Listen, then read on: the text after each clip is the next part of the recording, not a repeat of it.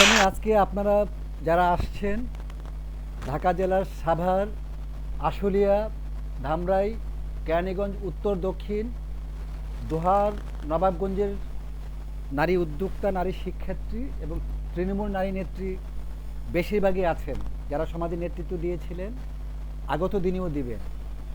তো আমার মনে হয়েছে যে আগত নির্বাচন বিষয়ে আমি কিছু কথা বলি, তাই আপনাদেরকে দেখার জন্য আমার মনে হয়েছিল। এখানে অনেকেই একসময় আওয়ামী লীগ করতেন, পরে আমার কারণেই আপনারা পদত্যাগ করেছিলেন এবং অনেকেই বিভিন্ন দলে যুক্ত হয়েছেন।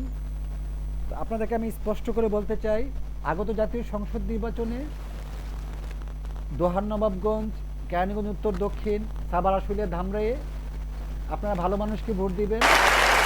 জামাত ইসলাম যদি ভালো প্রার্থী থাকে মনে হয় সেখানে দিবেন, আর জামাত ইসলাম না থাকলে বিএনপিকে দিবেন। এখানে আর তো কোনো প্রার্থী দেখা যাচ্ছে না, অন্য কোনো প্রার্থীর প্রয়োজন নাই বলে আমি মনে করি।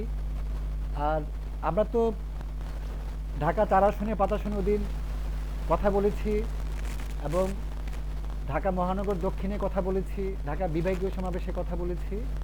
সবাই আমার কাছে জানতে চেয়েছিল যে আমি কাকে সমর্থন দেব, যেহেতু আমি সোহেল সরকার নির্ঝর একজন সঙ্গীত শিল্পী হিসাবে, জাতীয় সাংস্কৃতিক ফোরামের কেন্দ্রীয় সভাপতি হিসেবে, সাবেক বাংলাদেশের দুবারের সর্বকনিষ্ঠ সংসদ সদস্য প্রার্থী হিসেবে সারা বাংলাদেশে আমাদের লোকজন রয়েছে। তো এক্ষেত্রে ঢাকা জেলা উত্তর দক্ষিণ, ঢাকা মহানগর উত্তর দক্ষিণে আমাদের সবচেয়ে বেশি লোক, এরপরে রংপুর বিভাগে সবচেয়ে বেশি লোক, তারপরে কুমিল্লা বিভাগ, চট্টগ্রাম বিভাগে আমাদের সবচেয়ে বেশি লোক। আমাদের এখানে অনেক অবদান আছে।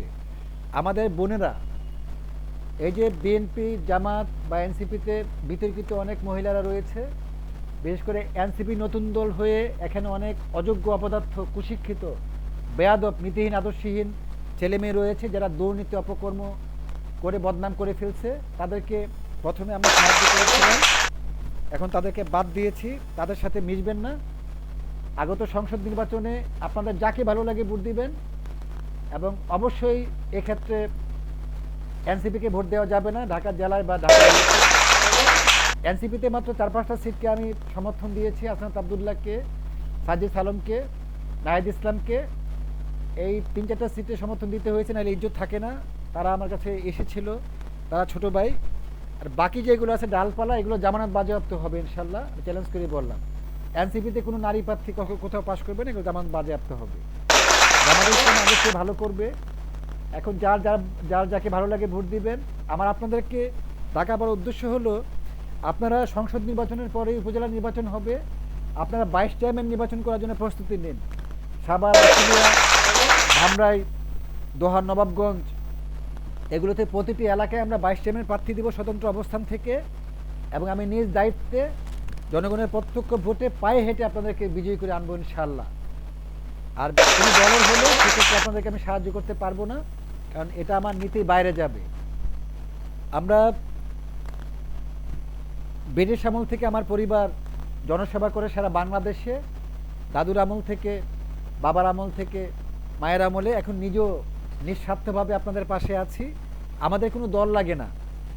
আমি যে আজকে আসছি আপনাদেরকে দেখতে, এই মিটিং করতে এনসিপি, জামাত ইসলাম, জাতীয় পার্টি এবং বিএনপির কমপক্ষে 25 থেকে 30 লক্ষ টাকা লাগতো, কিন্তু আপনারা নিজের অর্থে এই মিটিংয়ের ব্যবস্থা করেছেন।